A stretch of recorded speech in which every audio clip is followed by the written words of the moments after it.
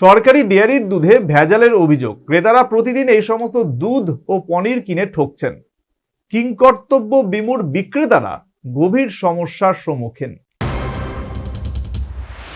রাজ্যের বিশেষ করে রাজধানী আগরতলাবাসীর বৃহদাংশে চাহিদা মেটায় সরকারি ডেয়ারি গোমতী। সম্প্রতি এই গোমতী ডেয়ারিকে আরও উন্নত করতে এবং এর প্রসার প্রচারে সরকারিভাবে নানা উদ্যোগ গৃহীত।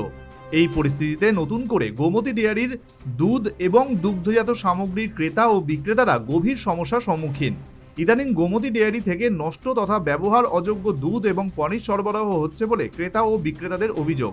কার্যত গোমতী ডেয়ারি থেকে সরবরাহ করা এই সমস্ত দুধ এবং অন্যান্য দুগ্ধজাত সামগ্রী ক্রয় করে ইদানিং ক্রেতারা এক কথায় ঠকেছেন বলে অভিযোগ করেছেন জনৈক গৃহিণী। আমি প্রতিদিন গোমতী দুধ আনি। দুধ আনার প্রায় সময় দেখা যায় যে দুধটা নষ্ট করতেছে।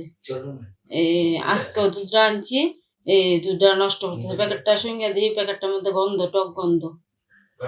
এছাড়াও ছানার ডিব্বা আনা হয়েছে, বলতে ছানার ডিব্বাটাও নষ্ট করছে। এ ব্যাপারে এই দুধ এবং দুগ্ধজাত সামগ্রী বিক্রেতারাও কিন্তু গভীর সমস্যার সম্মুখীন। বিশেষ করে এই সমস্ত প্যাকেটজাত দুধ বিক্রি করে বিক্রেতারা প্রশ্নের সম্মুখীন হচ্ছেন বলে জানিয়েছেন জনৈক বিক্রেতা।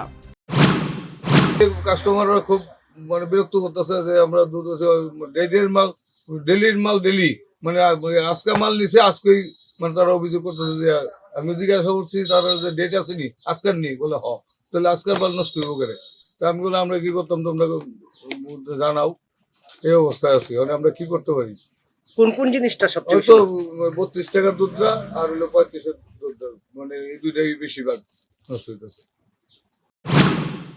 এ ব্যাপারে গোমতী ডেয়ারি কর্তৃপক্ষের সাথে যোগাযোগ করার চেষ্টা করেও তাদের নাগাল পাওয়া যায়নি। সর্বোপরি ইদানিং গোমতী ডেয়ারির দুধ এবং পনির ক্রয় করে ক্রেতারা ঠকছেন বলে অভিযোগ।